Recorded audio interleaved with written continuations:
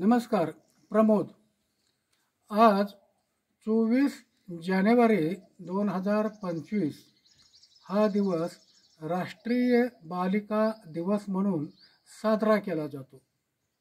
वास्तविक पाहता आंतरराष्ट्रीय बालिका दिन हा 11 ऑक्टोबर 2012 पासून सुरू झालेला आहे आणि राष्ट्रीय बालिका दिन हा आपल्या देशाच्या पहिल्या महिला पंतप्रधान श्रीमती इंदिरा गांधी यांनी 24 जानेवारी 1966 रोजी पंतप्रधान पदाची शपथ घेतली आणि तो दिवस ग्राह्य धरून 2008 पासून 24 जानेवारी हा दिवस राष्ट्रीय बालिका दिन म्हणून साजरा केला जातो.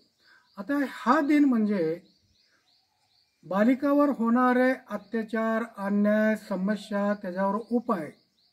उदाहरणार्थ लैंगिक अत्याचार, बालकामगार, बालव्यापार, शिक्षणापासून वंचित ठेवणं, त्यांच्यात भेदभाव करणं आणि त्या मुली आणि मुलामध्ये भेदभाव करणं किंवा त्यांना तुच्छ लेखणं किंवा पूर्वीच्या ह्याच्यामध्ये हुंडाबळी जास्त होत होता.